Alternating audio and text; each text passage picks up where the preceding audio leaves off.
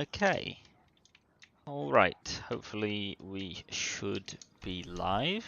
I will wait and see, but we should. Though I should definitely mute my stream before I start echoing the whole thing.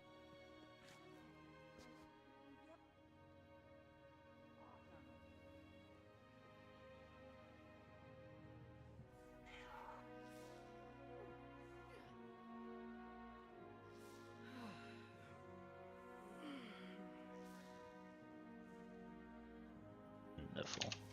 Excellent. Wonderful. Okay. Oh, okay, hold on. Just going to pop out my chat because it is a tad laggy through the OBS layout. So I'll just pop out the YouTube one and it should be a bit more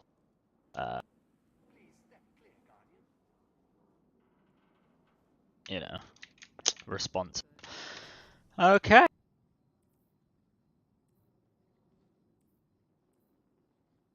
So I think I'm ready. I may as well just lay out the loadout I'm using so you can kind of understand a bit of what's going on. Now, I understand, obviously, you haven't played Destiny in a while, I imagine, so you're not going to understand everything here, but I can quickly run through what we've got. So they have overhauled the class system for Void and Solar now. Ark's still like it was. It's still got the 3 trees. That's coming next season. But now we've got a whole new modular sort of subclass thing.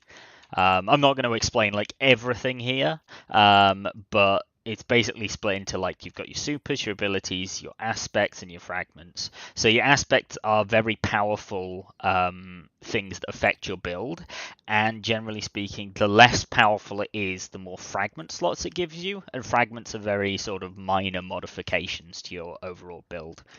So I'll quickly cover what I've got here. So my Super's Blade Barrage, it's this big, it was in the game before, you might have seen it, but it's this big, I throw a bunch of solar explosive knives.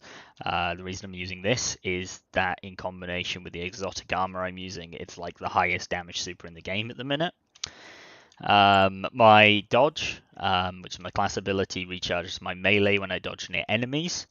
I have triple jump, that's just the jump I always use. My throwing knife does a huge amount of precision damage, and if I hit somebody with a precision and kill them, it recharges my dodge. So that feeds into a very nice loop. The dodge recharges my melee, the melee recharges my dodge, and then I've got solar grenade, which is just a big ball of fire. Then I've got knock 'em down, which affects my super.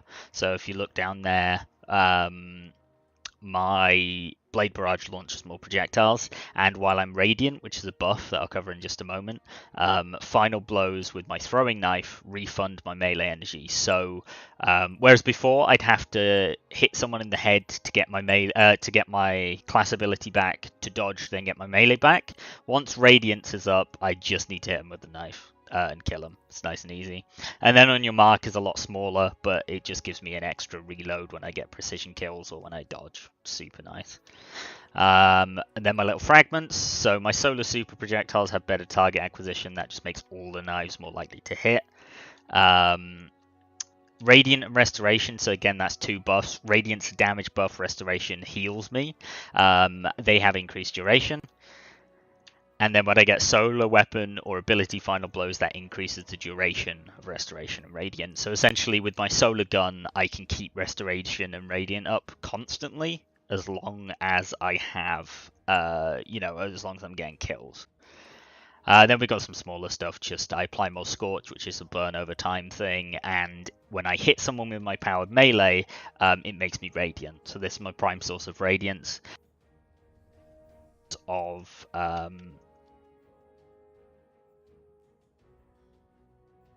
Wait, sorry, have I been holding the button this whole time, or have I not? I completely forgot I had pushed the talk on. How much of that did I actually broadcast? Because I'm imagining it wasn't much of it.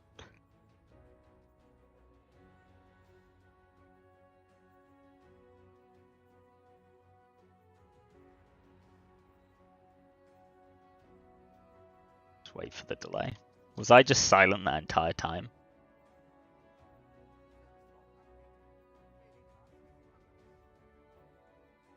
Okay, no, some of it was coming through. Good. Oh man. Yeah, no, I've got to have a push to talk set up and I'm not used to doing that, so I hope I got most of that through.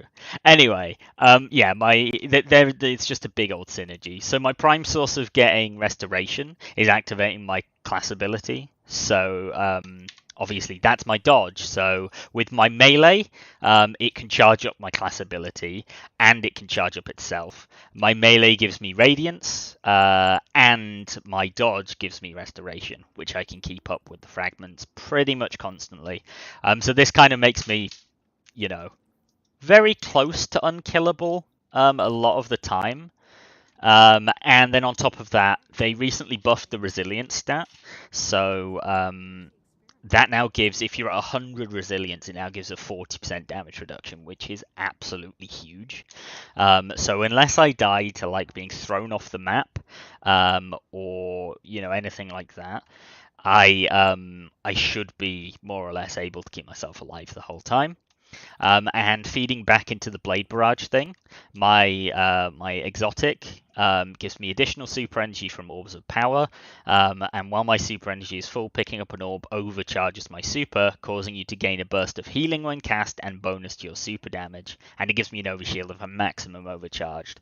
So when I've got 8 stacks, when I've picked up 8 orbs of power after my super is full, I am doing, I can't remember how much it is, I think it's like 90% more damage my super, so this thing does a lot.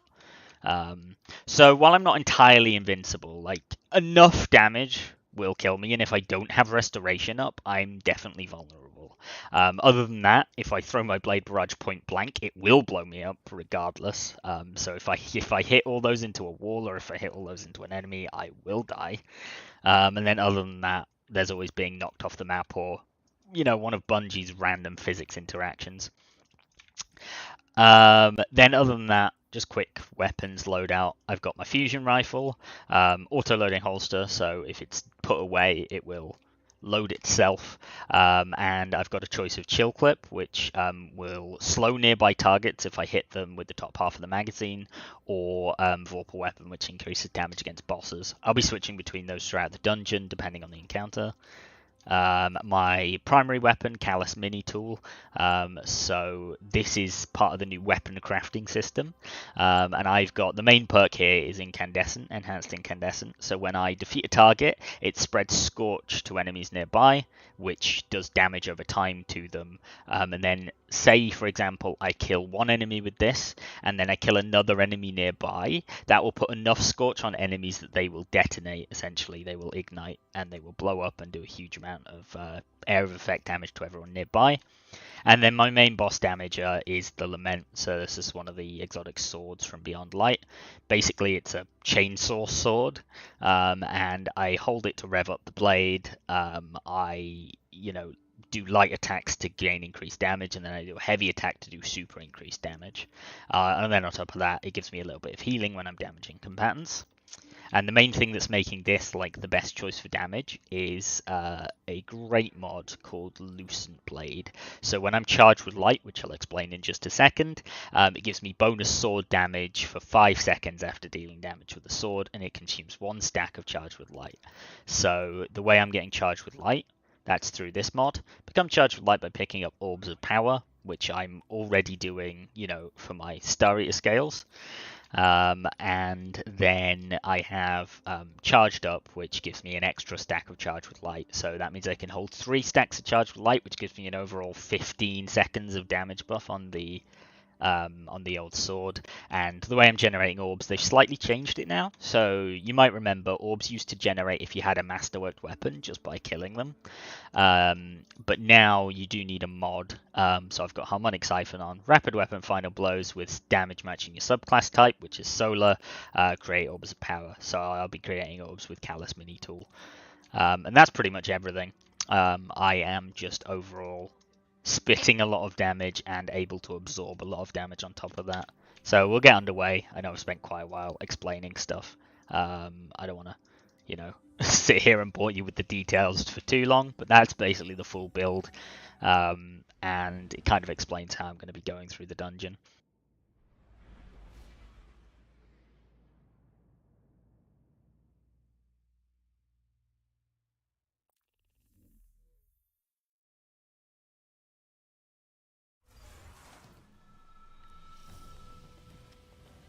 You arrive. Good. Yes. So don't hesitate to let me know if there's any problems with the audio balance or anything like that. I'll try and sort it as we go. Thick here, coalesced inside this effigy of Emperor Callus. It is tethered to his very mind. I have snared that thread, caught it between my fingers and woven it into a tapestry. One that I can weave you into. Enter Callus's consciousness. So the dungeon is on board the Leviathan. I don't really know if you remember the Leviathan. It would have been mentioned in one of those big like history of Destiny videos that I sent you at some point, but obviously those were like 4 hours long. But yeah, it's Callus's, Emperor Callus, the Emperor of the Cabal, his giant ship. But technically speaking, it's all taking place in Callus's mind. It's just kind of all styled after the Leviathan because obviously it's Callus's mind. He lives here.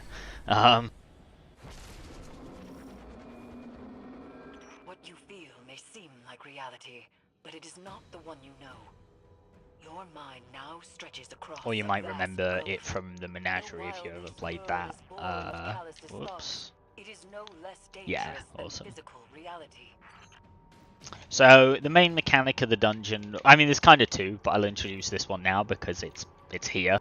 There are essentially 2 dimensions inside Callus's mind. So you've got kind of the normal, you know, this is the Leviathan dimension, and then you've got the Nightmare dimension, or however you really want to call it. But those are accessed by that thing down there. That's a bell. If I do enough damage to it, it will activate and pull me into the Nightmare dimension. So it's big, it's red, it's scary, and most of the time, not right now, but most of the time in the dungeon, it has a timer on it. And if I'm still in here when the timer goes off, I die. So this is kind of like the stressful side of the dungeon.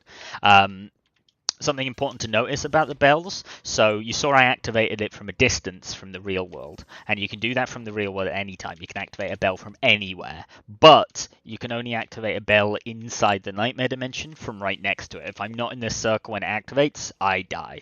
So it kind of limits me when I'm inside the Nightmare dimension even more to make those time limits kind of important. The imprint of Callus's consciousness is fractured, straining, as if Callus's mind is at war with itself. All my history is etched. I don't really know why I'm killing these guys, if I'm honest. I can actually just run by most of them. Is an ancient tradition of our people. Callus? No, not Callus, but an echo of him. This is a recollection of a time since past. My barrel conquest is so grand. Because Yeah, so I don't remember if you played Shadowkeep, the expansion, or not. But regardless, the TLDR, if you like, the summary is that there's a pyramid on the moon, and now the Leviathan is back. It's hanging over the moon, which means the nightmares that the pyramid generates are now seeping onto the Leviathan. That's kind of the story of this whole season. From here, you must navigate these memories on your own.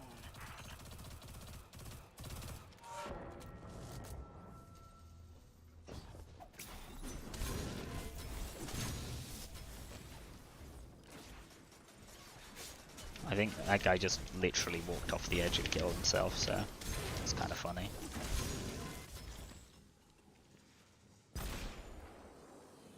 But yeah, this is all just a super easy sort of section to get to the main encounter. Not much really going on here, so I'll just kind of breeze through it. I don't really need to kill any of these enemies, but it saves me getting a few orbs of light when it comes to the actual real encounter. You know, I've already got my supercharged, but by the time I'm at the first encounter, I should already have a few stacks of Feast of Light. So that's the buff for my exotic armor, the one that lets me do a huge amount more damage. Hopefully I'll have a little bit. And also, it gives me my charge with light ready and waiting for me to use the sword.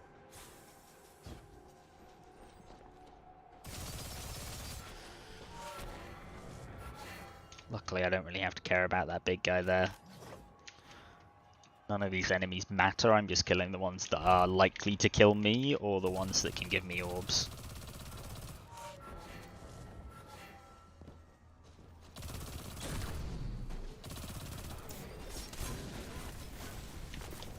And if I could really be bothered, I could get some orbs out of these guys, but because they're on such like tight narrow beams, there's not really much point.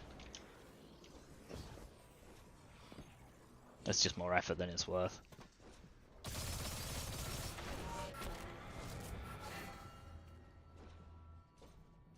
Exile is the mighty goal. Too great a coward to kneel down and take my head from my shoulders. Just gonna let this play before I say anything else.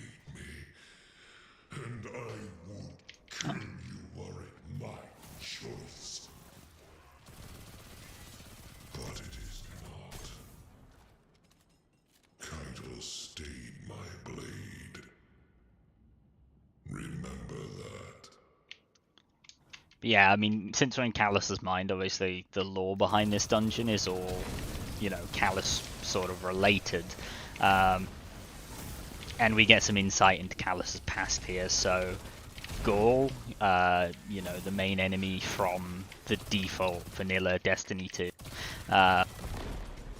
he essentially overthrew Callus and exiled him on board the Leviathan, so we got a little snippet of that. And it turns out that Keitel, which you probably don't know, I don't know when you last played, but I doubt it. Basically, last year we were introduced to Keitel, who is Callus's daughter, and is now sort of running the Cabal Empire, as Callus kind of slipped away and has kind of been corrupted by darkness at this point.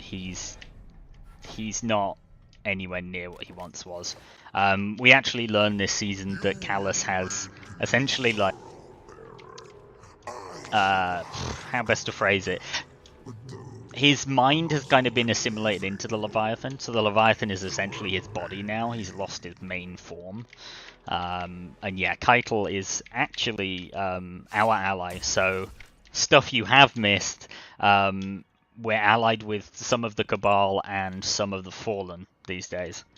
Anyway, we're at the first proper encounter. I'm pretty much going to explain it as we go. But again, the boss from this you're probably not going to recognize, but one of the raids from the Forsaken expansion, Crown of Sorrow. The main boss was called Galran. He was this specially created cloned Cabal that Callus made to wear the Crown of Sorrow, which was this gift from Savathûn, the Hive God, the Witch Queen, sister of Oryx, etc., because he suspected that the crown was a trap, and it was, and essentially he sent us in to clean up his mess and kill Galran to get the crown off of him. So obviously, like before, we've got the Nightmare Realm and the regular realm. In the Nightmare Realm, I have to kill 2 standard bearers. That's the second major mechanic. They drop these standards, which do something out in the real world.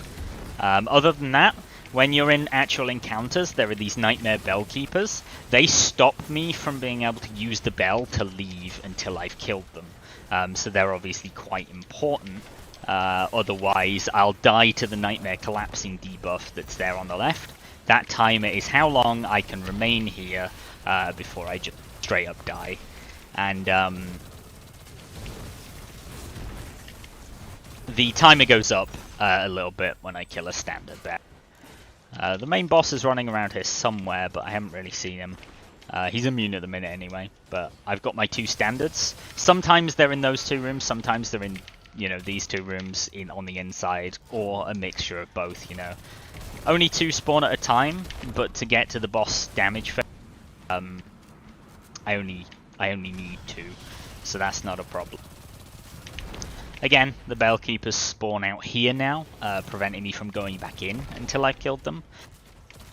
There are also 2 bells, but something to be aware of in these encounters, you can only exit via the bell you enter. So if I, you know, enter through this top bell like I did last time, the bell keepers on the inside will spawn down there, and I cannot exit via the bell that's down here. So that's quite important there.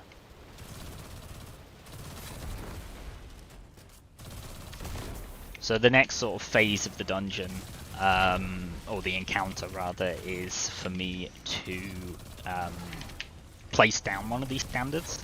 That's going to open a side room, and you see at the left there it says axe and it said war beast. Well, that's war beast and axes is over there. And the reason I'm going to do this, so after I've killed this fella and all of his dogs and can actually get into the room safely, I'm going to teleport into the nightmare dimension from inside this room, which is now going to have something else in it before I have that standard bearer. But when I go back in, it's going to have some shades of Galran which I need to kill to access the actual Nightmare of Galran's boss fight. So I have to do this side and then I have to do the other side. So I do this one, go back out, do the other side, and then I can access the actual boss encounter, you know, DPS phase where I can kill them. These guys, this is why I really like this fusion rifle, because it has Vorpal weapon, which does more damage to bosses, and those guys in there technically do count as bosses. So I just kill the bell keepers and I run straight to the bell that I triggered. That was the sort of lower bell, and I can leave again. And then I put down my second standard essence, which is on axe. That'll open this door again. There'll be another big guy in there and a bunch of his warbeats. And then obviously I go back in, kill the Shades of Galran, and that will trigger his damage phase now. So he won't be immune anymore. I can kill him for a short period of time. But just like before, I have to be wary and not stay in there too long, otherwise I'll just die to the Nightmare Collapse. And, you know, it'll be a very quick solo flawless run. In that it won't be solo flawless at all, and I'll have to start over. Yeah, that's basically the entire dungeon. You're constantly swapping between dimensions to, you know, get stuff on the go.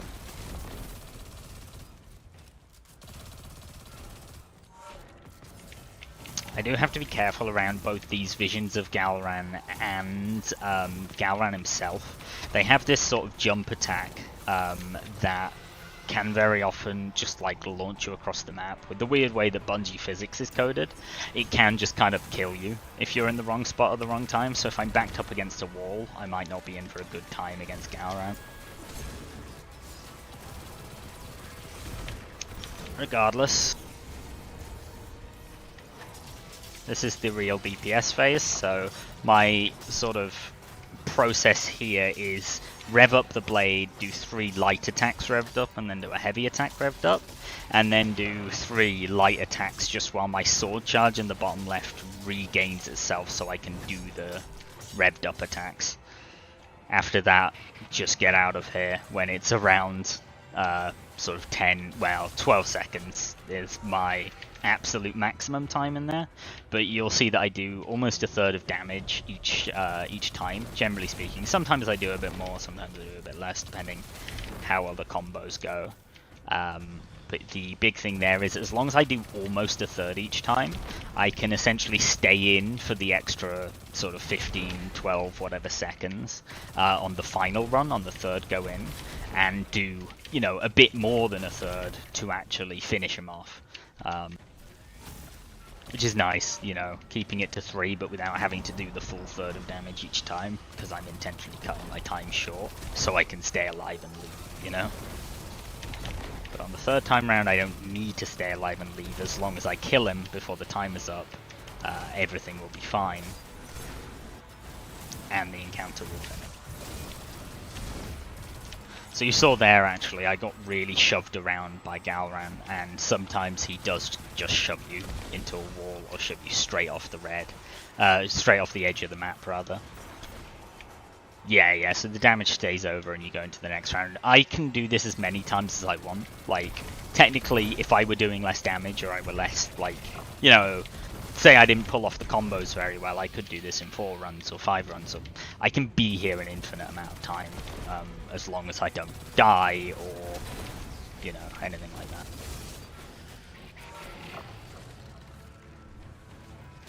It's quite nice. It takes a lot of the pressure off, because obviously, like, the big pressure is the, you know, the big old timer. But the nice thing about, you know, the way it's actually set up is that if I'm not feeling confident about a go, or, you know, certainly when I was learning the encounter more, when I wasn't so confident with it, I was capable of taking it slower, and, you know, leaving way ahead of time and doing it in way more rounds than that. But now I'm used to the encounter, I don't need to do it nearly as slowly.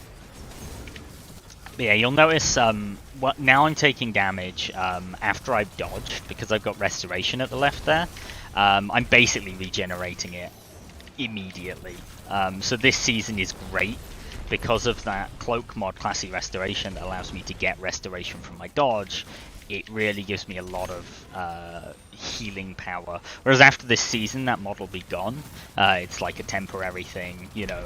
Season comes out, there's some new OP stuff they want to let you play around with, so they let you play around with it for 3 months, but without ruining the overall game balance. It sort of goes away at the end of the season. So next season, if I want to pull off a build like this, it'll have to be done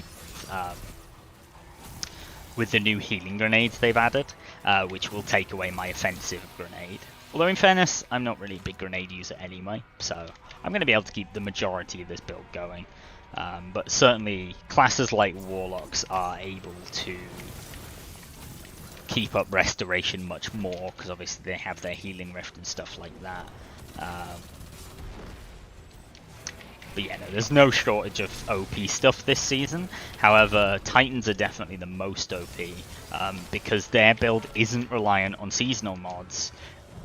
And, like, right now, okay, I am close to unkillable if I'm playing well. But if I let my restoration slip, I can definitely die, right? Whereas Titans, their build at the minute, I'm not 100% sure of the specifics because I don't play Titan, but their build at the minute, essentially, they can be properly immortal. Like, they have to... I mean, I was going to say they have to go out their way to die, but, like, even if they go out their way to die, they struggle to die. And, I mean, it's based on a fairly strong exotic interaction. I wouldn't be shocked to see it get nerfed at some point, but hey, you know what? I don't really mind. It's not something you can really pull off in PvP, so I don't really care if people are too strong in PvE. It'll get nerfed eventually and something else will take its place, but yeah, certainly for me as a hunter, after the season ends my tactics will change up a bit, but I should be able to keep this. But certainly with the solar redesign that I was showing you, and they've done a void one as well, they have certainly opened up a lot more powerful combos as long as you take your time to sort of build into it properly. Whereas before, there was a lot less build crafting with all the mods, and because, you know, the classes were a lot less modular. You just picked one of 3 trees, and boom, you know, that was your build. Whereas now, you can have sort of the most OP bits of a lot of the trees, as long as you're sort of building into their downsides with your mods and your armor and everything.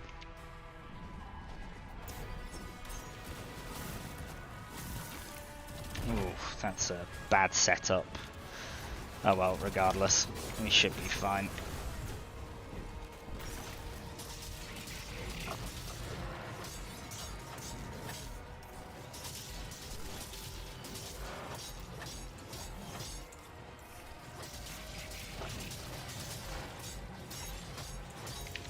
Yeah, that is not as much damage as I was hoping for there, unfortunately.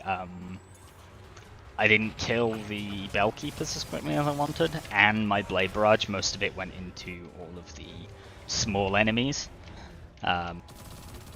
It's fine though. I mean, if I don't get it this next time, I just run another one. in fairness, like in all my practice runs, obviously I haven't also been explaining the encounter, so I'm kind of focusing on more stuff than I normally would. Not that that's a problem. I'm definitely not complaining. But yeah. Now you more or less know what's going on, I can focus a bit closer on the encounter as well. But yeah, it's interesting. The new subclass systems, I'm really liking them. I know some warlocks have been a bit sad with Solar 3.0, just because the bottom tree of Solar Warlock is kind of just gone now.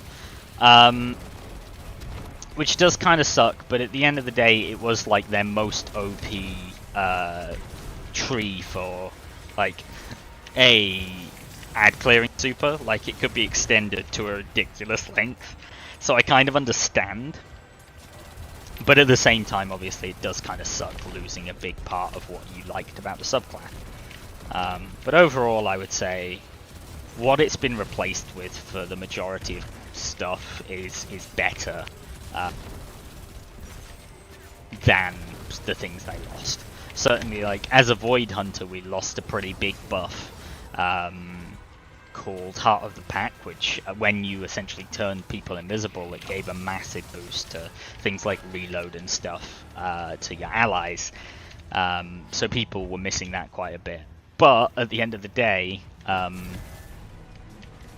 one of our supers as a Void Hunter got overhauled. So, you know, the 3 Void Hunter supers, you had single shot Shadow Shot, Mobius Quiver Shadow Shot, which fired multiple if you just kept pressing the super button.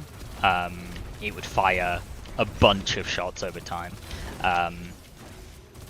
And then you had Spectral Blades, which is your big sort of ad clear / PvP one, mostly PvP. And realistically, the only reason anyone ran the tree with Mobius Quiver, the multi-shot, was because it gave a smoke bomb that could make your allies invisible, which is not something the other tree could do, and that was really strong. But obviously now with the new system, I can choose that melee and the dodge invis that makes me invisible. So they kind of had to spice up the Mobius Quiver super. So now instead of just firing a bunch of shots one after the other, it fires 2 bursts of 3 shots. And it's capable of doing a honestly insane amount of damage to bosses. And if you throw on the Orpheus Rig exotic, you can fire an extra burst of 3 just to amp that up even more. So it's come to the point where the main Shadow Shot, the one that used to be used all the time in terms of like, oh, this is the better super to use, has kind of taken a seat, you know, kind of fallen to the wayside, as it were, for the super that no one used before, but now it's been evolved. So as a Void Hunter, that was really nice, just to see a complete upheaval of the class. Even though we lost a few things that some people were still quite, you know, annoyed about after all of it, but you're never going to please anyone, you know, never going to please everyone, rather.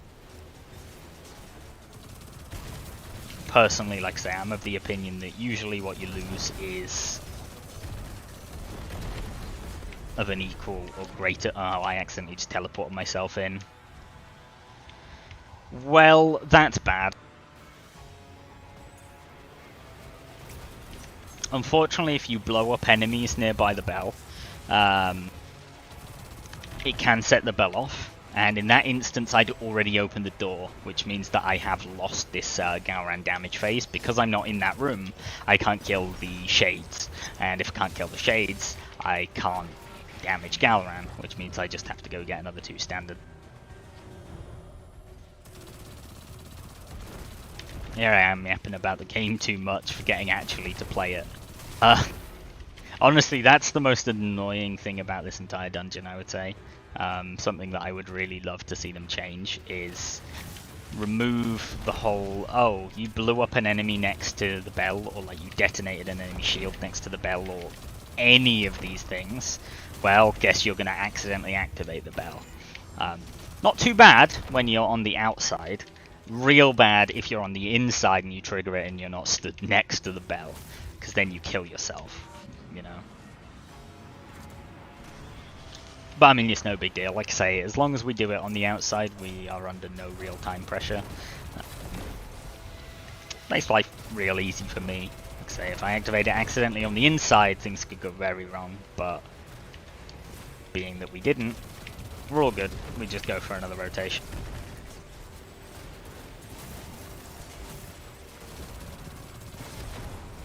Ooh. Nearly got shoved off the edge by Galran.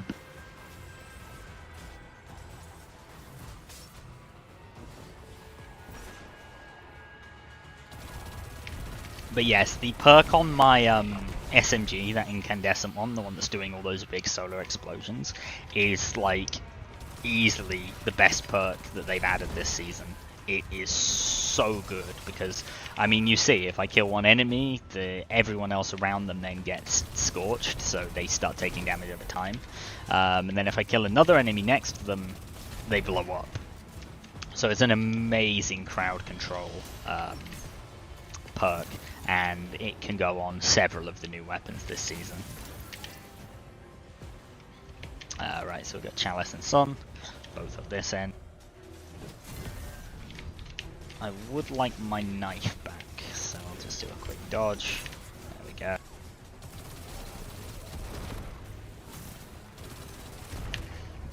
Yeah, you see there, like, even to that big chunky guy, that solar detonation did about half his health, so it's not just good at ad clear, it's also pretty good at killing the big fellas. Also, apologies if when I'm talking you can hear my fan in the background. It is absolutely boiling in my room. We've had a really hot spell in the UK. Obviously, you know, not as hot as you guys get, but we're a lot more humid than you are. So we've all been sweating to death over here. Fortunately, I had to dodge there when I wasn't near an enemy, so I didn't get my knife back. But it's better to stay alive than have a knife. That's the way I'm going to look at that.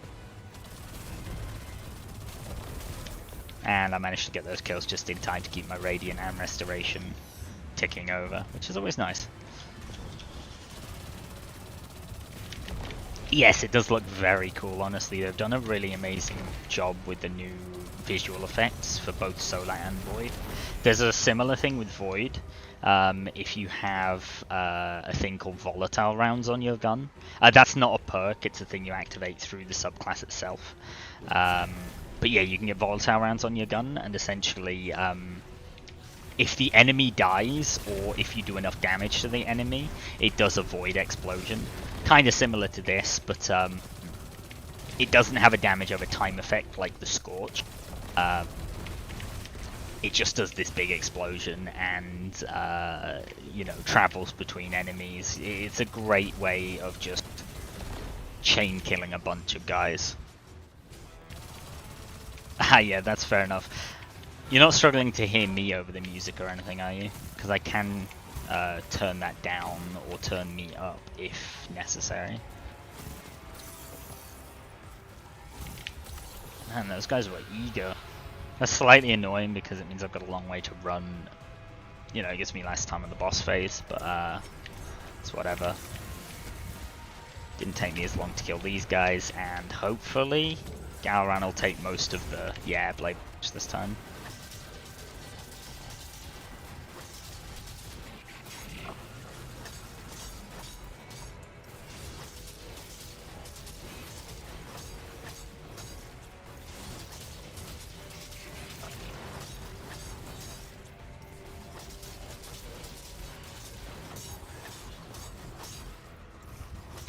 No, I'm not risking it. Oh, I don't even know if I'm going to make it out. This is bad, this is bad, this is bad, this is bad, this is bad, this is bad, this is bad. 1 second. 0 seconds, I think, in fact. I think I could have killed him, but I chickened out. I would rather succeed than have to do that all again.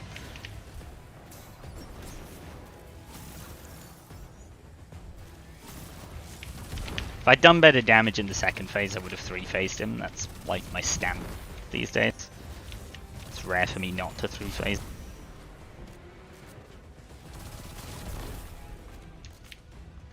Yeah, honestly, I shouldn't have pushed it, but hey ho, we lived. That's all that matters. Sometimes not being dead is the best you can hope for, right? It's just really dark. Kinda true, sometimes, but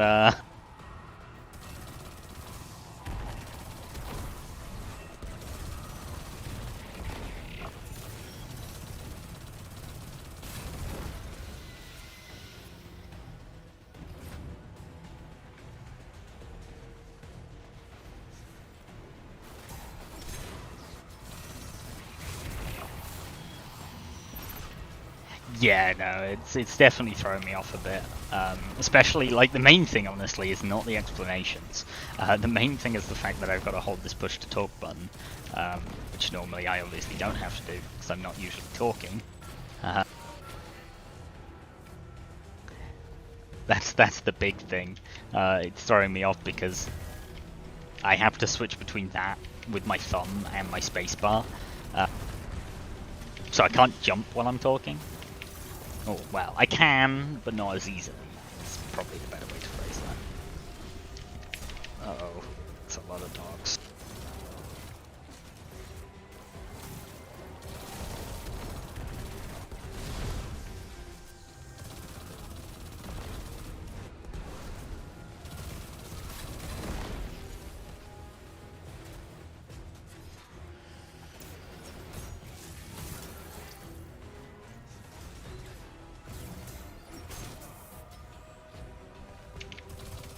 On the plus side, at least I don't need to do much damage this time. Honestly, my super might kill him. If it doesn't, like, one combo from the sword will probably finish him off.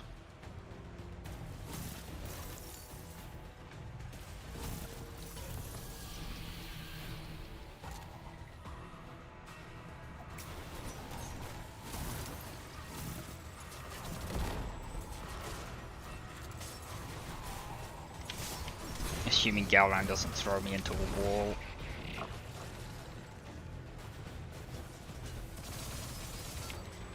Honestly, the two biggest dangers in this dungeon are not the actual damage the enemies do, and you know, nothing like that. It's me killing myself with my own blade barrage, or being thrown off the map by an enemy.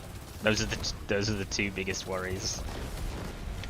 Or thrown straight into a wall so hard that I die. All these things have happened.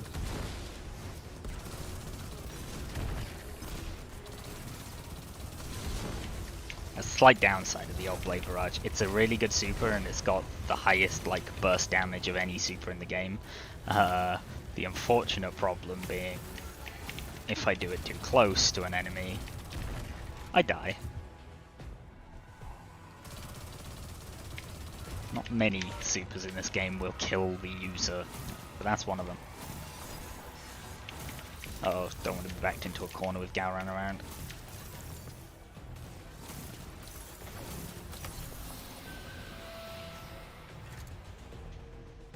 Honestly, I'm not even going to kill the Bell Keepers, I'm just going to go chuck my super at Gowran, there's no point.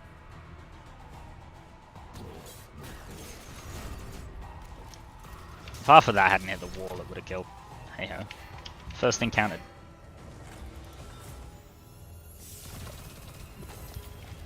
I've got pretty good at this, to be fair, that's where I've spent most of my time so far.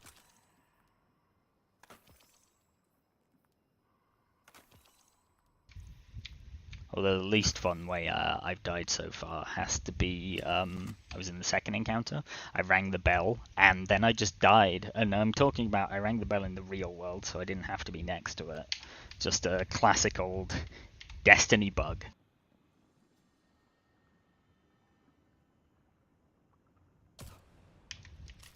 Alright.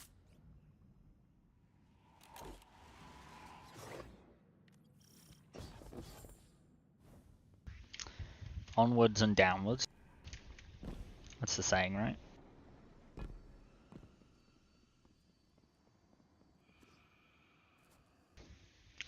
So there are three. Only two of them have real bosses. What I mean by that is there's only two with proper boss health bars at the bottom. So there's Galran, the one we just did. The next one has three sort of mini bosses as opposed to proper bosses. And then the final one, which I will wait to explain when we get there.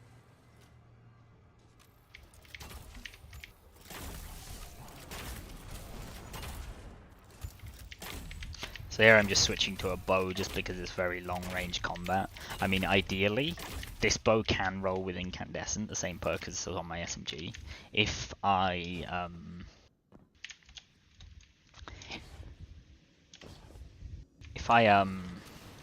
had it with incandescent, I'd probably be using it over the SMG because I'm a big fan of bows, and I am very good with them. I solo Flawless Pit of Heresy, the other one that I streamed to you, with a bow. I don't know if you remember. Ah yes, the only other thing that can really kill me in this dungeon, these slides, because regardless, they will do damage. You've just got to jump at the right time and hope you don't die. Really not a good design for something that can be solo flawless, in my opinion. Something that chucks you downwards at high speeds in a game where going at high speed can kill you, but here we are.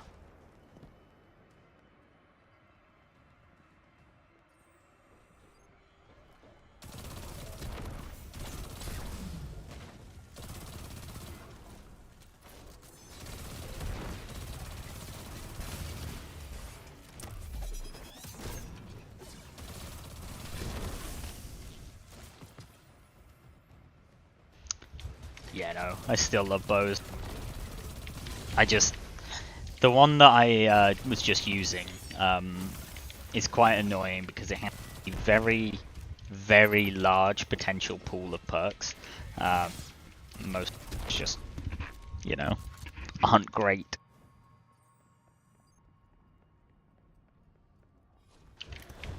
So getting the roll I actually want is going to be difficult.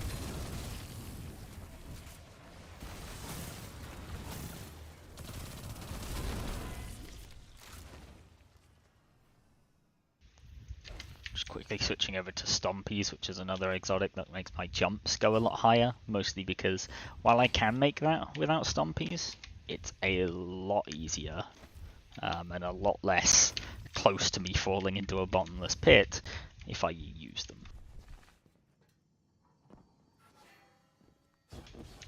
Okay, this next section is kind of like a puzzle, so it's kind of a bit of an encounter, but it's not really. Hey Night Danny, welcome. Good to see you, hope you're doing well. It's kind of a puzzle, but not really, and I say this because these statues, you know, these statues have to be rotated or facing inwards. However, they can only be rotated from the Nightmare dimension. The reason it's not really a puzzle is because it's the same combination every time. So that one needs to be rotated twice, that one twice, that one 3 times, and it is always that one. So yeah, it's kind of a half puzzle. I mean, the only thing is you can't see how many times you've rotated them from in here because they're all facing the right way. But yeah, it's not exactly difficult. I do kind of wish this was randomized in one way, just because it would make it more of a thing. But at the same time, it would make it a lot more annoying to replay if you fail your solo flawless. So, on the one hand, wish it were. On the other hand, wish it weren't. You know. That's the way it be.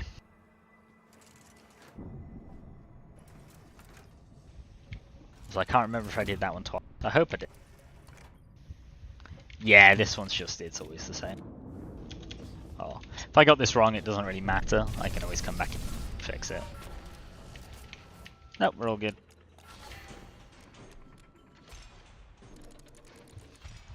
Also, I now have this skull helmet and an emote that makes it look absolutely ridiculous. My new favourite combo is looking like this personification of death and then just doing a happy dance.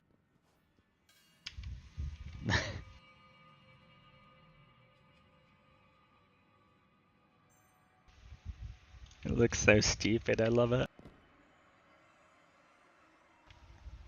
Okay, and now we're at the second encounter. So, quickly, explain it before we start. So this one doesn't have a proper boss, it's got 3 mini-bosses.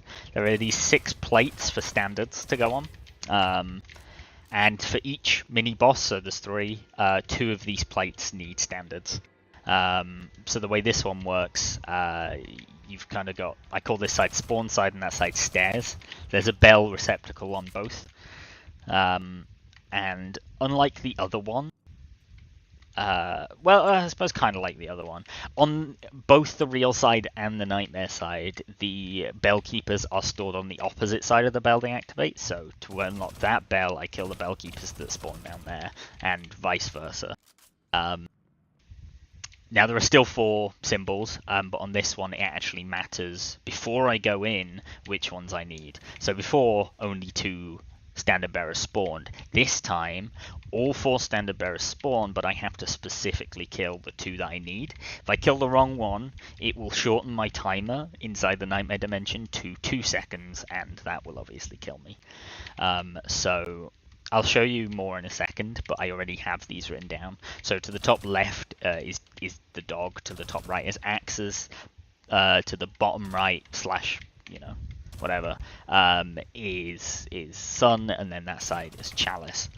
Yes, I need to go out and in via the same bell, and there's bell keepers on both sides. So we'll start it, and I'll show you why I know which side is which.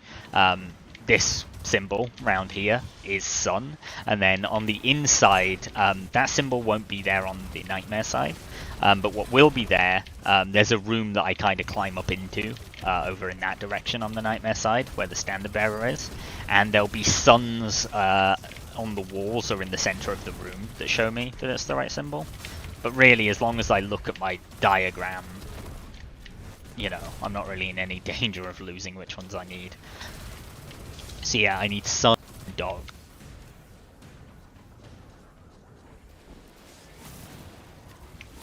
That should have killed you. Come on. At least have the common courtesy to die when I kill you, Bell keepers these days, they're so rude.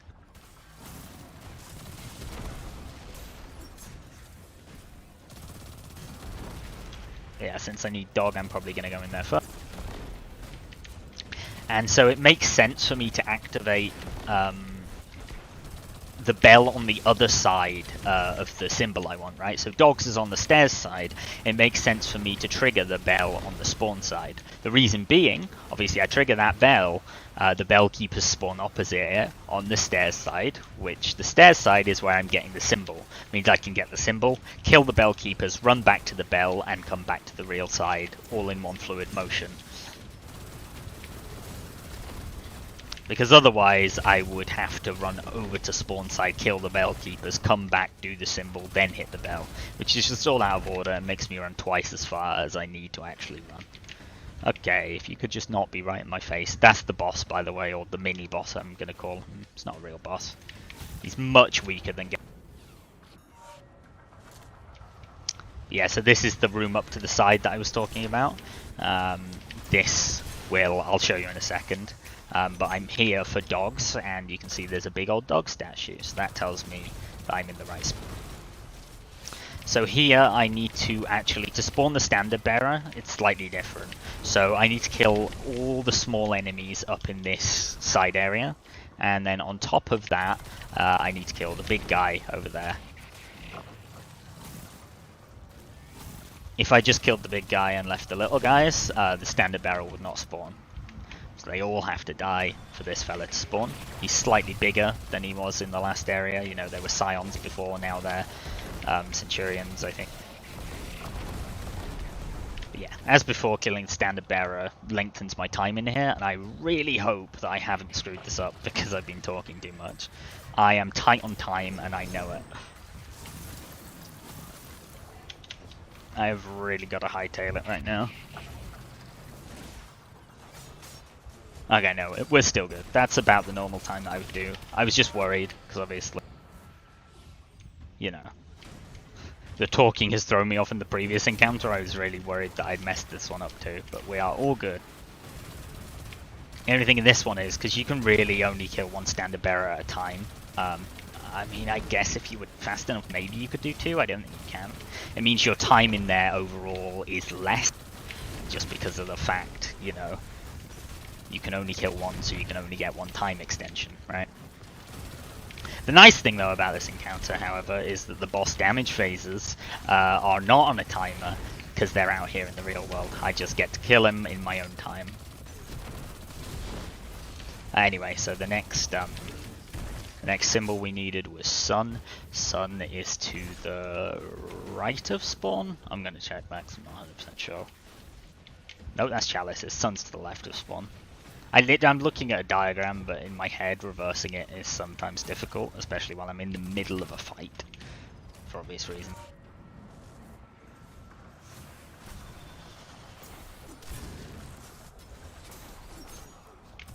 That didn't kill you, did it? Dang it. Gotta make up for lost time now.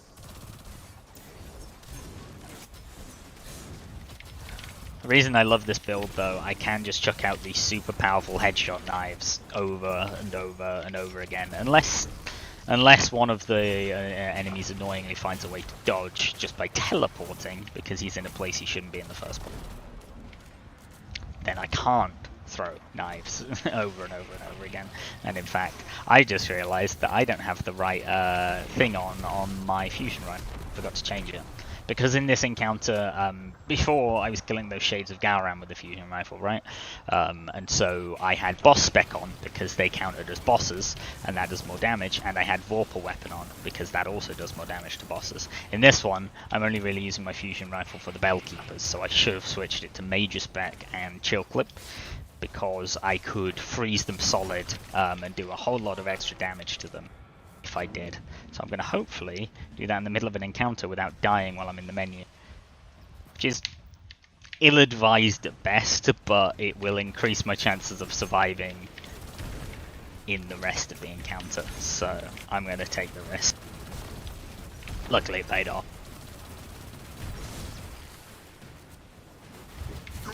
So I dunked the second standard.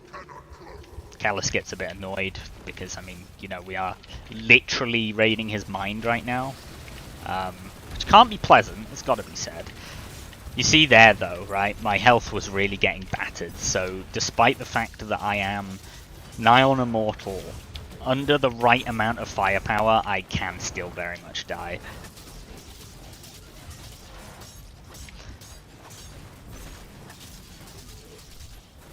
But you can also see that these bosses are a lot less severe in terms of their deadliness and their health bar.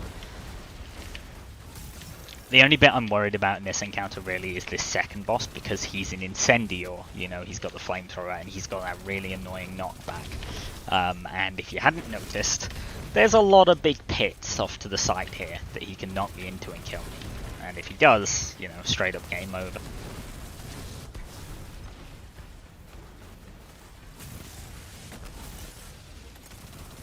In fairness, those guys were giving me a good run for my... So. Alright, so... oh my lord. Well, unfortunately, I've thrown away my knife and my dodge. But we need Chalice and Axes. Axes is up to the right of stairs, and therefore... we want to go up this way, shoot the spawn bear. At least I'm fairly sure this is where Axes is, assuming I can tell left from right in the heat of the moment, which I usually can. Yeah, you see up on the walls there, his Axes, so it proves to me that we're in the right spot.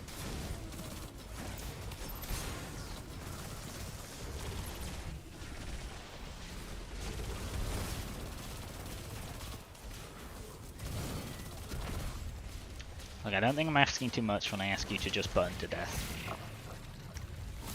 Oh yeah, and the chill clip and major spec also makes me do a bit more damage to those guys with my fusion. So it's just a whole bunch of, you know, extra on extra on extra damage to help me out. You know, the only bosses in this encounter are the mini bosses I'm killing, and obviously I'm using my sword for them. Therefore, I really don't need anything to bust my boss damage on my fusion rifle, because let's face it, I'm never using my fusion rifle on them. We've made really good time this time. I don't think I've ever made it here with like 10 seconds plus left. Yeah, in fairness, that's pretty much all I'm seeing too. It's just I can make a bit of sense out of it.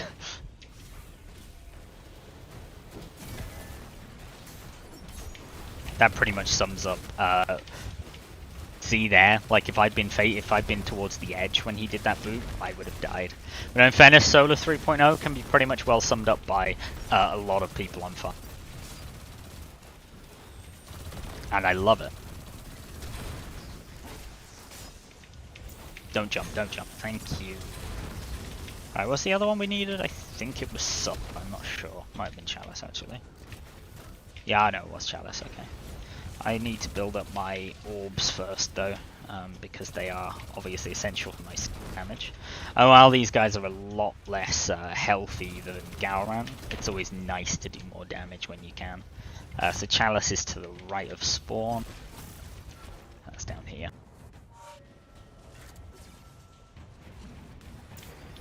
I'll confirm that when I get up there, because I am trying to read a map on another monitor in the heat of a fairly intense fight. But yeah, you see the cups in the middle, therefore it's Chalice.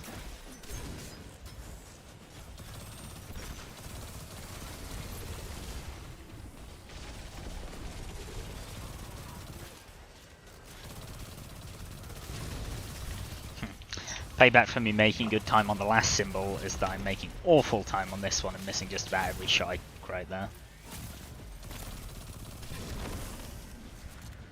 We should still have enough time, hopefully. Oh, unfortunate downside to the majority of this dungeon. There's no downtime in the middle of an encounter. Like in a lot of bits of this game, there's a safe spot to hide when you're in the middle of an encounter. Not so for this dungeon, and as a result, means that my throat dries out, especially if I'm talking. Ooh, yeah, we really cut the timer close, that one. Still, not as close as the 0 seconds we had on Gowran, so please don't knock me off the edge. Please, God, don't do it. So yeah, as you can hear, Callus really not a fan of us being in his head.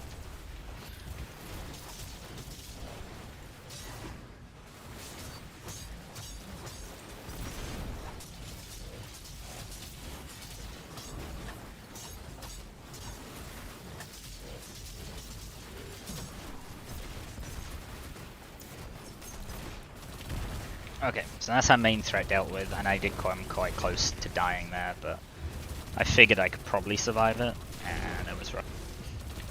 As our main threat in this encounter dealt with, because he's the only one that can properly push you off the edge. I mean, the others can if they do a stomp, but they push you a lot less far. Push you a lot less far than the Incendio boss. The only real threat now is me just not leaving myself enough time inside the encounters. So we got Chalice and Axes again. That's nice. Right, I need to go unlock the other bell.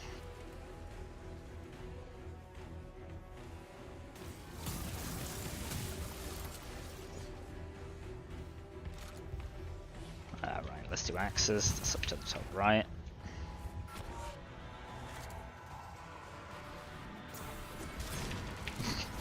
I don't know if you saw that, but that knife performed like a right-hand turn just to hit that guy's head. Sometimes you really gotta love the auto-aiming in Destiny. Makes my life a lot easier. Dang it.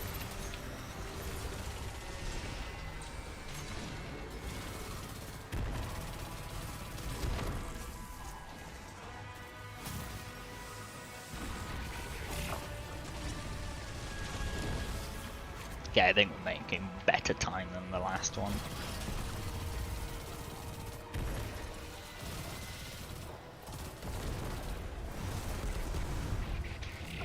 Luckily those solar explosions can't kill me, because if they could, I would be absolutely screwed. The number of times I point blanked a pack of dogs in this, yeah, I'd be dead. Like 50 times over dead.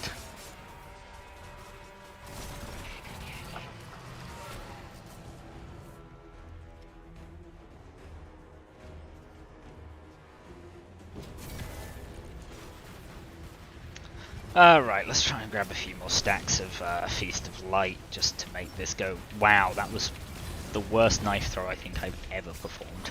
And of course that guy decided to jump right there through that one, so wonderful. You know? Well, I kept trying to keep a combo going here and Alright, what did I need? Chalice, right?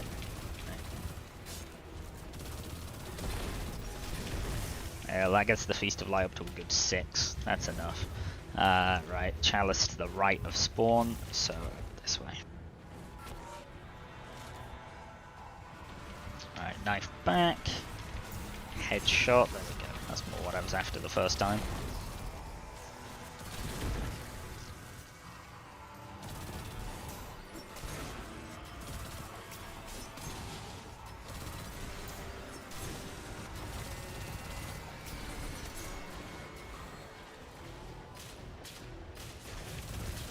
Not run away right now. I'm on a time limit and I'm very close to winning.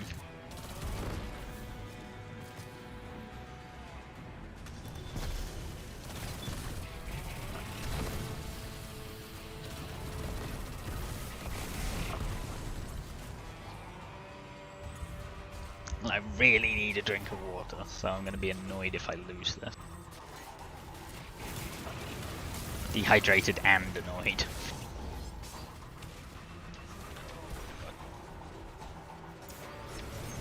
Dang it. I was really hoping that would headshot him. Oh, not really a problem, but I'm gonna have to wait to get my dodge back up because I'm not doing this without restoration. I will just die.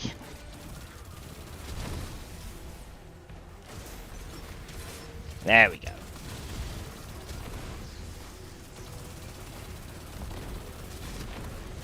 Yeah, honestly, this is the hardest dungeon they've put in the game since Pit of Heresy, the last one I streamed. Like, the last two that they released before this, Prophecy and Grasp of Avarice, basically I did on my first or second turn. Like, really much easier, at least to me. I mean, obviously, you know, people have different levels of skill. I know a lot of people still struggled with it, but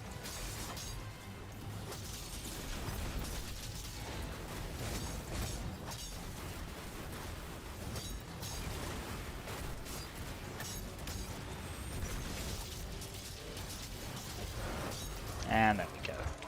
Encounter is done.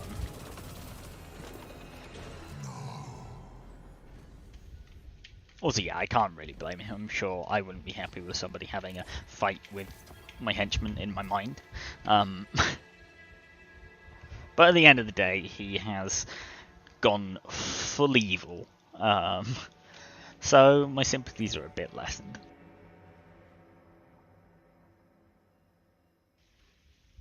Also, since he uploaded or like transferred his conscience into the Leviathan, any time we're on the Leviathan, we're kind of fighting inside his mind anyway, so this probably really isn't any more invasive.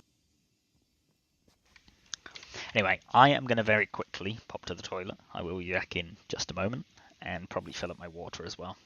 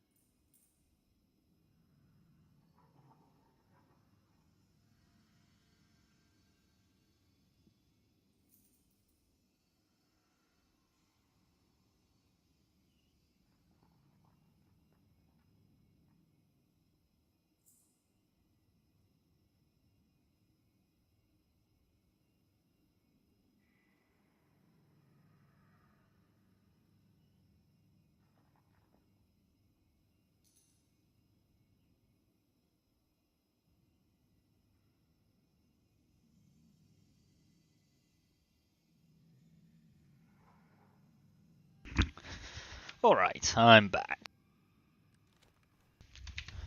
Also, to put in perspective how much I've been in this dungeon attempting this solo flawless.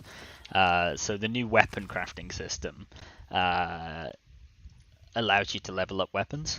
And you see here level 59. So generally speaking, I mean, it's not exactly one-to-one, because sometimes, you know, I'll say what I'm going to say first, and then we'll rationalize it. Generally speaking, it's around 100 kills for a level. I know here I've got a lot more kills than I do sort of levels, and that's mostly, I think, because multi-kills might not count 100% properly. But the fact of the matter is I've gone up from level 20 to level 59 in dungeon, which is, you know, 39 levels. So I've killed at least 4,000-ish enemies inside this dungeon. Yeah, so this is another channel. Basically, the majority of this channel is just clips, like funny clips or just good clips from me playing Destiny or other games. But it's probably where I'm going to house most of my Destiny stuff from now on, just because it's nice having sort of an account built directly for that. So yeah, this is probably a good one to subscribe to, because this is where I'm putting basically all my videos for now on, at least gaming videos.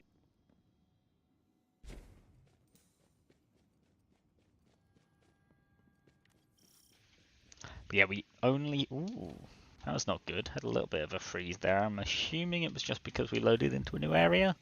I'm really hoping so, because I could do without freezing during the boss fight of the entire dungeon, you know?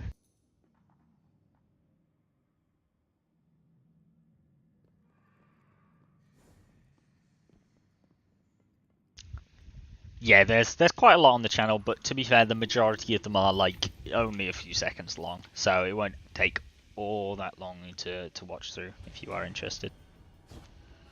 Most of it is just very short clips of me doing something cool, or me doing something funny, or one of my friends falling off the edge of the map or something.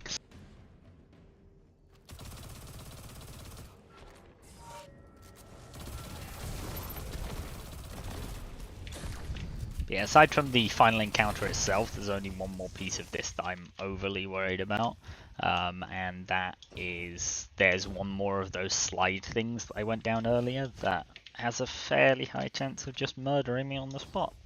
But hey, if I fail this run, I'm probably not going to do another one today, and I'm sure it's also getting reasonably late for you over there anyway. Hopefully I won't. I got really close the last time I ran it. I got into the boss fight and managed a really good damage phase, so it was also looking like a kind of 3-phase on her, similar to the 3-phase, the ideal 3-phase on Galran. Obviously, you know, last time, this last time it was 4 because I kind of screwed it up, but yeah. Yep, no worries. I'm just going to keep running to the next encounter anyway, so you're not missing a huge deal.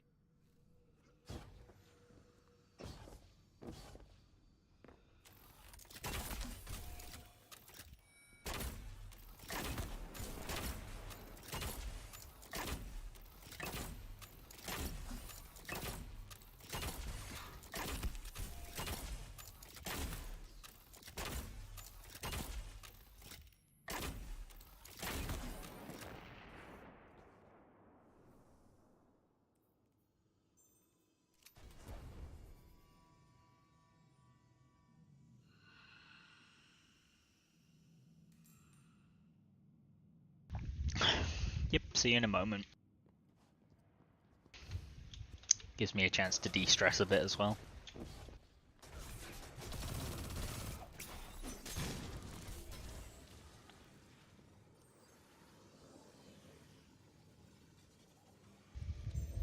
So just quickly check the health of the stream. Awesome. Streaming for, what, an hour and 15 minutes, and so far not a single drop frame. That's what we love to see. Yeah. So this is the final slide, so hopefully you don't come back to me just splattered against a wall. That would be bad. Oh, we're fine. Okay.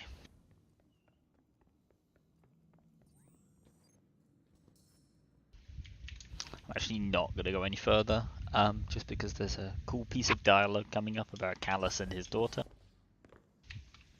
Well, actually, I suppose technically it's a monologue, but here we are.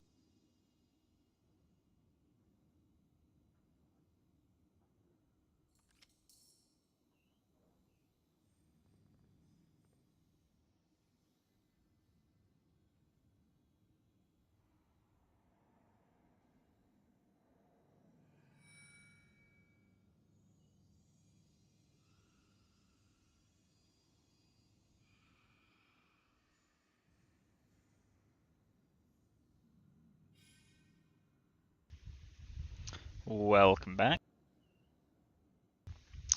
I was just waiting up because there's a cool little bit of audio coming up from Callus.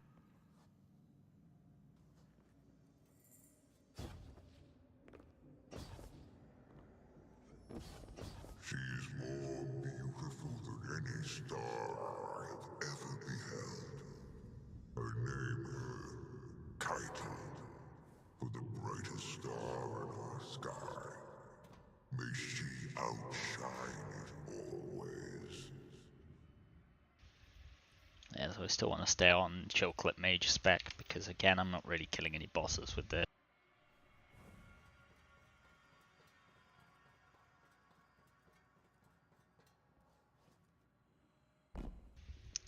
And this is the final boss arena. So you might notice that the final nightmare is Nightmare of Keitel. This is because we're in Callus's mind, so obviously these are his nightmares. Now Keitel is ruling the Cabal Empire. She technically betrayed her father, although, you know, he was becoming kind of evil and darknessy, so I can't exactly blame her, but obviously in Callus's currently, you know, the dungeon's called duality, right? You've got the two dimensions. He's in a very split state at the moment, and in his kind of twisted and very damaged mind, you know, he can't really see the reason as to why she betrayed him, and so that's his final nightmare. I'll quickly explain this final encounter now. It's very, very similar to before. So I mean, you can't really see without me starting the encounter, but just to the left and then the right of those four chains, there are standard bearer plates, just like before. Two of them will have symbols, just like the last encounter. And if you look along the walls, you've got dog, sun, axes, and chalice. On the other side, naturally, that's where the standard bearers will be. But again, you have to kill the two correct ones. If you kill the wrong one, it reduces your time in there and you'll die. Once you've planted all four, so that's 2 runs, you go in, get 2 this time because it's a fairly small arena, you can easily get both.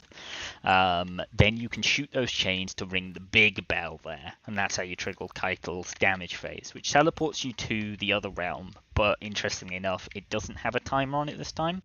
The big thing is, she will then run to one of the 3 bells, middle, left, or right, and if she gets there before you ring the bell, she will teleport out and your damage phase is over.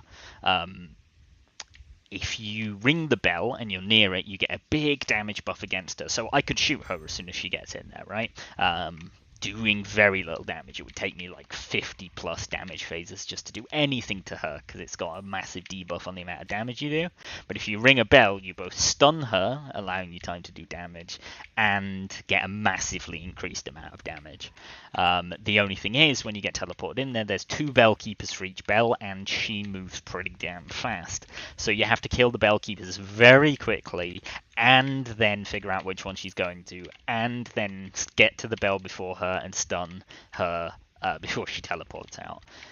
Sounds like a lot, and it is. And the major downside to this is the Lament, the sword I'm using, has a habit of catapulting her across the arena and then she'll teleport back, which makes it kind of annoying to do damage with, but at the same time it's still my best way of damaging her. So it's a little bit annoying, but when I was here last time I did manage to do about a third of her health in the first damage phase, so we should be looking at 3 or 4 really in total, unless I miss a bell, and she gets there and teleports out, in which case it's kind of just a, oh well, we carry on and make do sort of situation.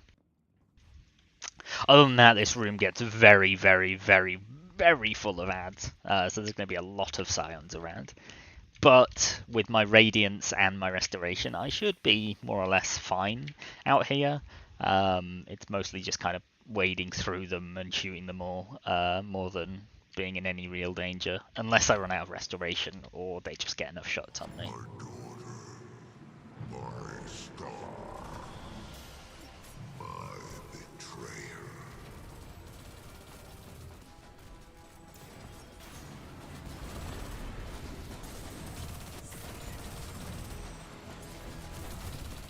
And obviously the whole time, you know, Keitel the boss, he's just pounding me with fire as well. Now if I didn't have this restoration build, I would be dead. Like, there's no chance I would win here unless I was a Titan. Titan's by far the easiest class to play this dungeon solo flawless on. But hey, I like my Hunter. The only dungeon I ever did not on my Hunter was Pit of Heresy, just because Devour was so OP. So we've got Chalice and Axes, all good.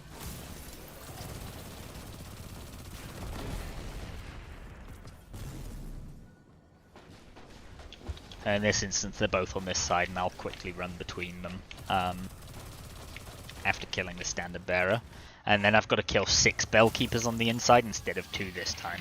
So I still leave via the bell I activated, but the unfortunate downside to this all being that there's a lot more Bell Keepers to actually kill. However, with the fact that I can kill 2 Standard Bearers this time around, I do get a big old time increase, which obviously I wouldn't. Actually, it might only be 4 Bell Keepers, in fairness. I might have been wrong on that fact, but regardless, it's a lot more than I've had to deal with prior to this instance. Understandably, I think I'll probably be commentating a bit less in this fight, because there's a lot more to keep track of, and I just missed a really important knife. But I'll probably still, you know, keep chatting as we go. Okay, we're fine. Restoration's back up. We're not dead. The only gifts I ever ask.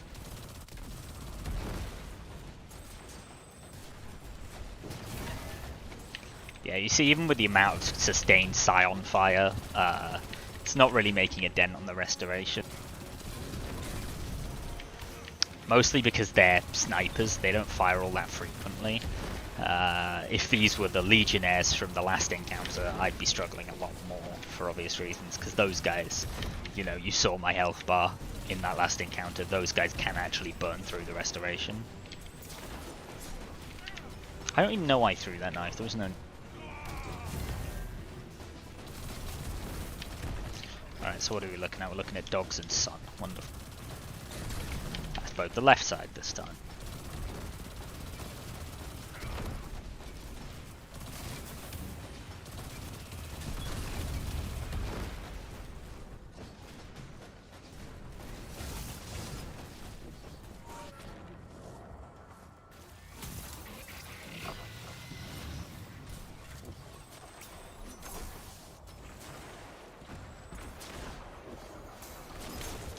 So I think I actually might only be 4 Bell Keepers, like the 2 at each bell that you didn't ring. Which is decent, that helps.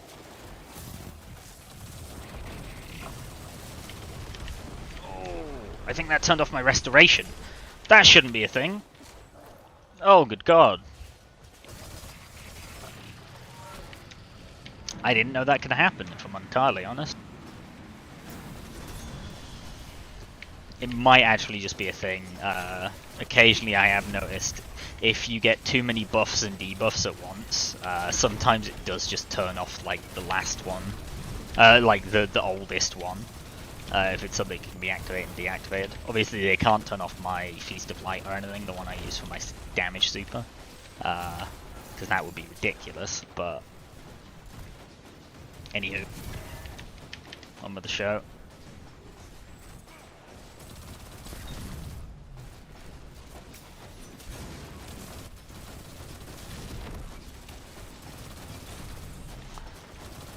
So the reason I'm not dunking my second buff at the minute, just to give a bit of insight there, as soon as I do, those chains become damageable, and just like the bells, if I explode an enemy next to them, it will blow them before I'm ready, and that will start the boss damage phase before I'm ready. Now, while I don't have to kill all these bell keepers, it just frees up, you know, I'm taking a lot less damage if they're gone.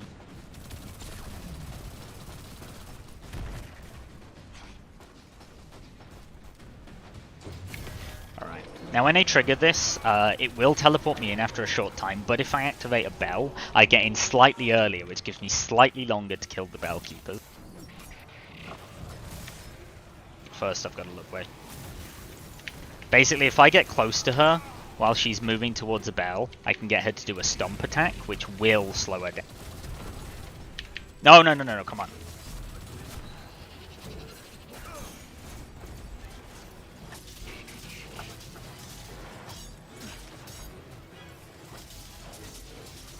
Wait, why is the nightmare collapsing?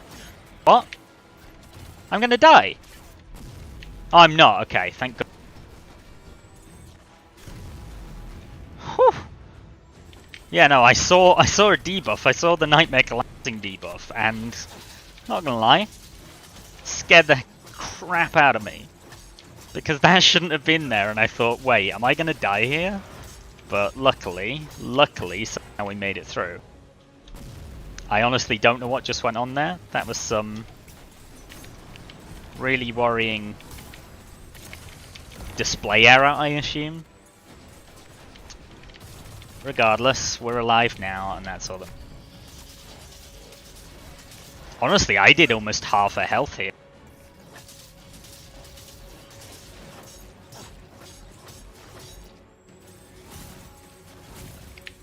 That was an insanely good damage phase. I think it's still going to be a 3 phase.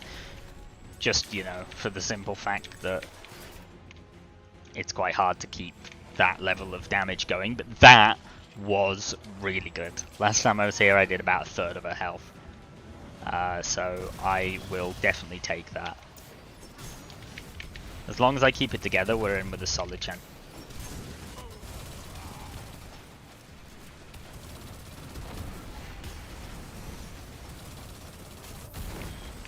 I'm assuming maybe I got the nightmare collapsing debuff because I hit a bell before, you know, getting sucked in naturally. I've never noticed that when I've done it before, but maybe that's what it is. Luckily, it's not a death sentence like I thought it was about to be. Right, so we've got axes and something else. I need to get some kills out first though. Axes and chalice, wonderful. So they're both on the same side again. Makes my life easier. I don't have to cross the middle of the arena, which is very much appreciated. So the middle of that arena on the nightmare side is absolutely covered in war beasts, if you didn't notice. And I don't think they can kill me through my restoration or whatever, but I think that plus the Colossus with their blinding rockets probably could. I'm on the wrong side of the arena. Literally just said, oh, it's cool, they're both on the same side, and then I went to the wrong one.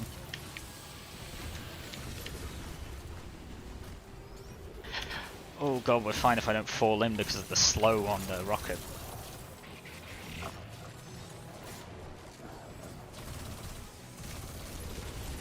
Oh, I'm not liking that. I am not liking that right now. Please hit the head. Yes, thank god. If that hadn't hit the head, I wouldn't have got my dodge, and I think I would have actually just straight died there. Really good. That Nightmare Realm is certainly the most punishing of all of the ones in the entire dungeon. And of course I just missed the knife. Come on. Just need to keep it together. I have time.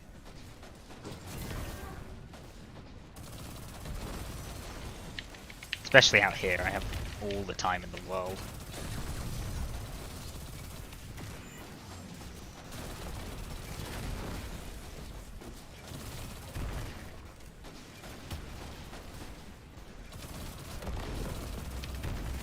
Yay, level up. Alright, so we've got dog and sun this time. Wonderful. I don't know if it's always like one of each. I honestly have never really checked that before, but certainly the last 2 times it's been one of each symbol, so interesting.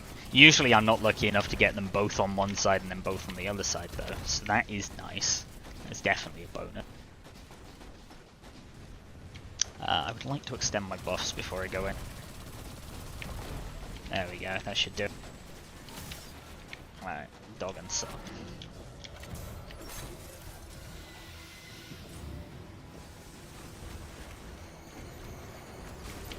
Oh, God. Damn. Those rockets are the absolute worst.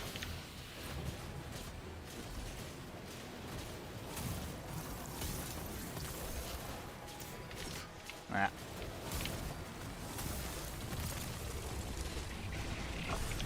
No, no, no, no, no, no, no, no, no, no. I'm so close to dying right now. I hate that they're able to just purge my restoration. Maybe that's just a side effect of the debuff that they put on? I honestly, no idea. Okay, that's fine.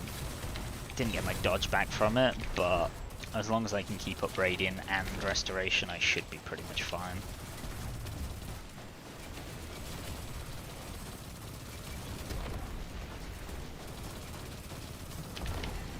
So yeah, Radiant is such a strong buff. Like, Restoration's putting in the most work here and keeping me alive, but Radiant is a, I think, 25% damage buff, more or less, to weapons. So, certainly can't complain on that front.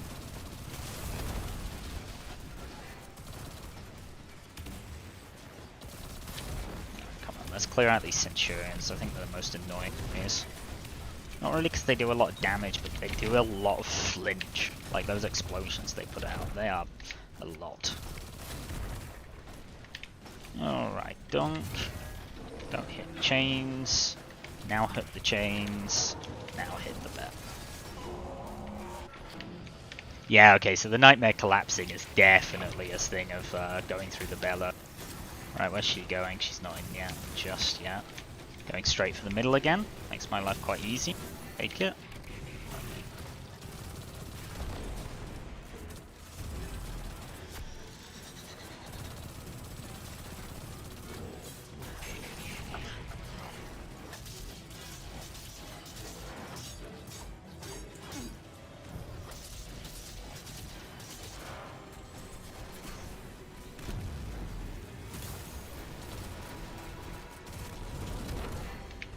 Alright, a little bit closer. There we go.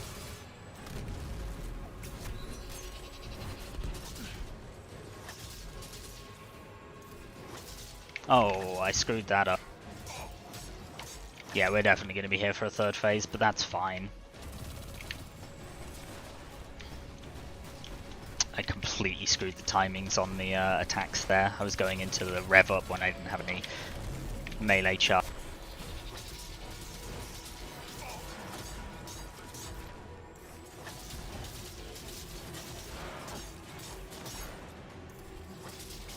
That's fine. As long as I can stay alive right here, I should be all good. Unfortunately, there are a lot of snipers in this area, but hey ho. I really don't want to use my restoration until I get back into the main room for obvious reasons, because there's a lot more fire going on there. Alright, one more, and this should be our successful run. Need to hold it together long enough to get there.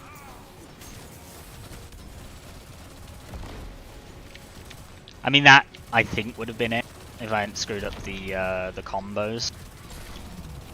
But, you know, it's just that way. I forget, and it's my main shortcoming with this build, that the sword charge at the bottom left there, it doesn't go up unless the sword is actually in your hand. And obviously I need that sword charge to do the rev up to do the big damage on the chainsword. That's what we got. We got dog and axes. Okay, so this is the first one where we're going to have to actually cross the room diagonally. Bit annoying, but it's, you know, not the worst. Alright, so dog's down here. Oh, we still got a bell keeper in the middle. Interesting.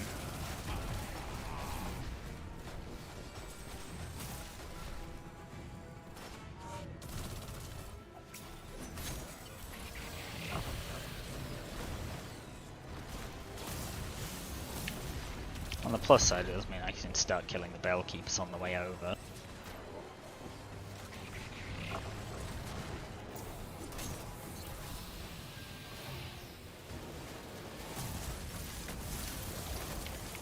No, you will not knock me off the edge. I mean, not after all this work.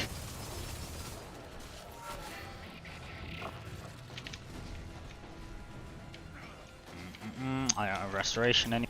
Careful. There we go.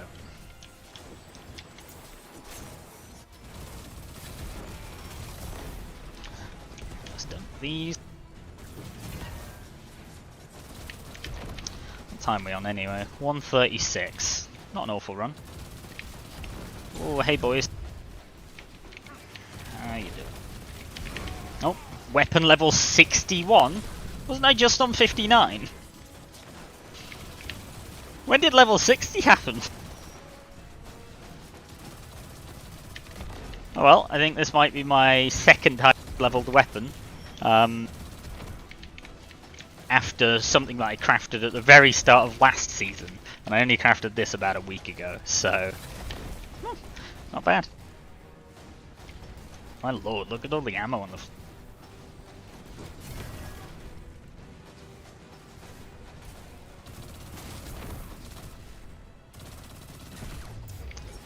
Alright, so we got Sun, and I'm assuming Challenge. Yeah. Okay. So it does look like it's one of each every time for the damage phase trigger. Good to know. Or at least, I mean, to be fair, I don't really have a statistically significant amount of evidence to back that up. I have, what? 3 things. 3 instances of it happening probably isn't enough to go, actually, you know what, this happens every time. Alright. Sun.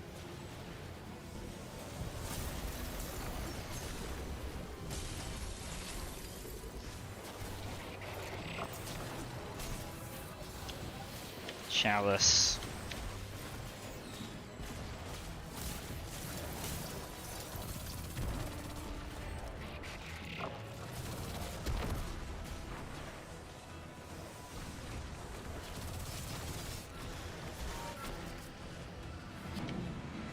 Back out we go. Just gonna... Didn't really need the extra dodge there, but I just wanted to make sure I kept the restoration up. I do need to get a headshot on someone so I have the dodge for when I go into the Shadow Realm. Although actually, to be fair, it probably would have regen by then anyway. But Kyle, can you get Stompy somewhere else, please? Go find Callus. You're happy to stomp him once. Ooh, okay. Bellkeepers are getting a bit spicy all of a sudden. Oh, yeah, there we go. There we go. Sun, sorry, Chalice deposited. A bunch more Centurions. Got to deal with them because their shields will blow up the chain before I'm ready.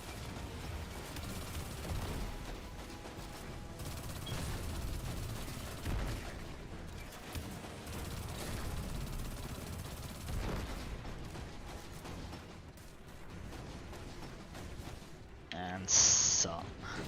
What's my Feast of Light at? Not high enough. I'm going to grind some more orbs here then. Because... I mean... oh, well, I guess I'm not.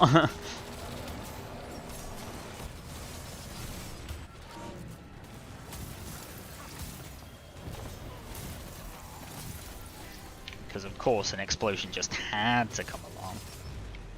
Come on, closer, closer, closer. Wait, she's not going there! No, well...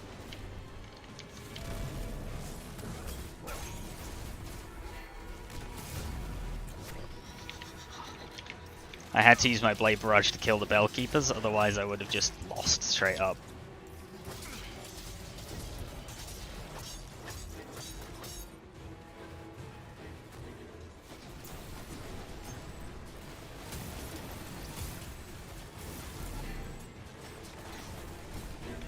On Stomp, yeah, come on, come on, come on, come on, come on.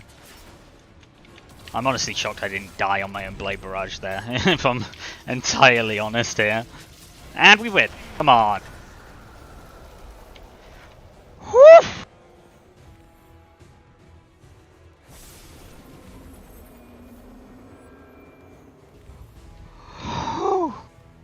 And so Callus's truth is laid bare. From his rise, to his fall, to whatever it is he is becoming now, Callus is seeking We got it. transfiguration. He believes it will help him better understand the goals of the witness, the final shape.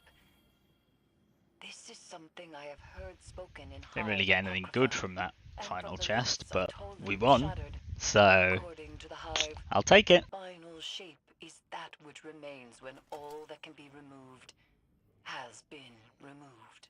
It is as vague a notion as it is fascinating.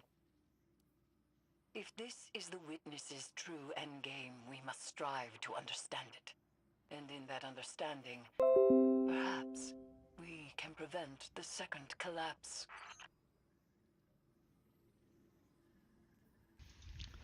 Sweet.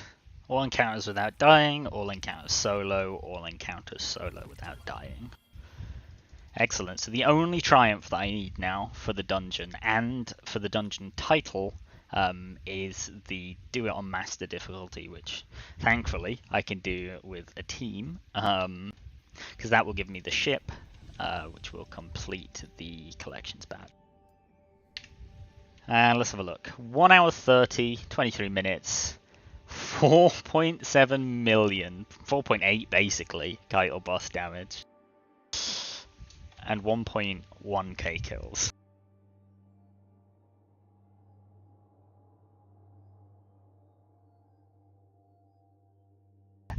For that to just not go my way. Yeah, no, I was super close to just failing with that last one there, because I triggered the wrong bell, which honestly I thought would just send her straight back out, because I've never done that before. Then somehow pulling off that Blade Barrage, not dying, considering I point blanked them, I was panic supering at that point. I thought I would die. I really did. I was panic supering, which is never a good idea, because it will always go wrong. Somehow killed both the bell keepers. She didn't trigger the bell because she went for another stomp, and I managed to pull it back. Whew. That was a wild ride.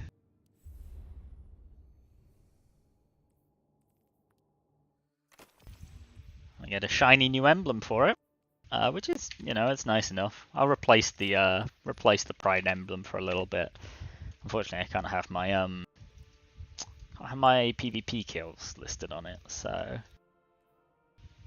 I guess I'll just go for total final blow. Well, I'll be honest, didn't expect to get that first run on stream, to be completely clear. But hey. Maybe you're a good luck charm. Thank you for watching, I guess. Yeah, I mean, there's not really much else for me to say or do. In all honesty, we're done. We did well, and yeah, I'm pretty happy right now. Yeah, apparently. Do you reckon I could put that on my CV? Completed a Solo Floors dungeon while streaming and explaining it to somebody that's not played the game in like 2-3 years. Just throw that in on a job application.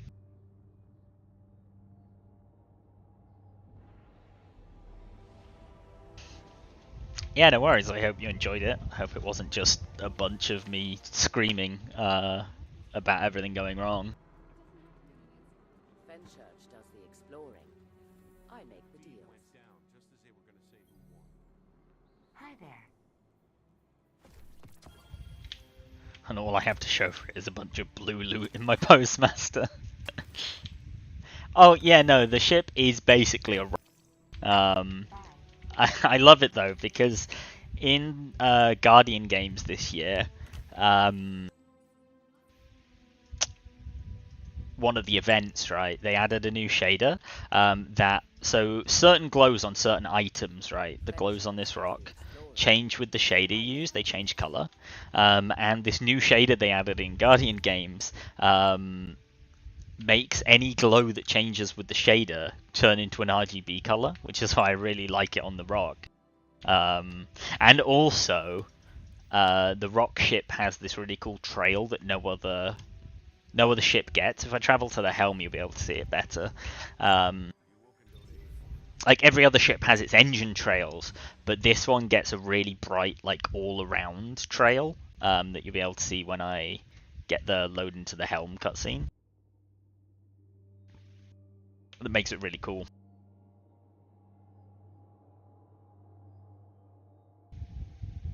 If it ever loads anyway.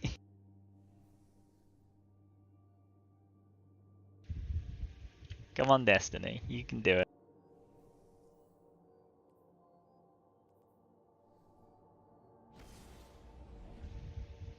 You can see it here as well. It's got that really cool, well, I mean, I really like it anyway. But yeah, it looks sick in this cutscene as you fly up to the helm. I enjoy it. But no, that shader is really cool. You can see it on certain armor pieces as well. So these glowy bits at the back of my Star Eater scales work with it. They go all RGB. It's a true gamer shader. It does work on anything that has that kind of glow to it. So I think I can put it on this cloak as well, and you get the whole thing. So it can go on armor and everything. In fact, if I quickly switch to my Warlock, my Warlock is basically covered in, well, not currently, they've got the wrong chest plate on, but when they're not using this exotic chest plate, my Warlock is basically just covered in glows. In fact, I've switched the gear, now it's easier to see from the main menu because there's a black, sort of darker background. But yeah, got absolutely covered in those glows, and I really like it. I mean, like, it's super in your face, so it's definitely not for everyone, but I love it. And then my Titan is a Tiger Man, because why not?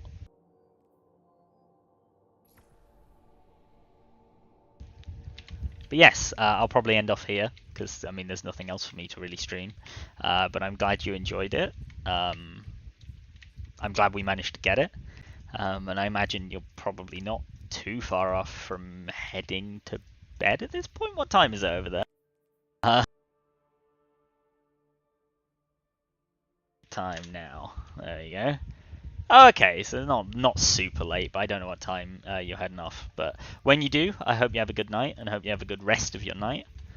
And I will see you another day.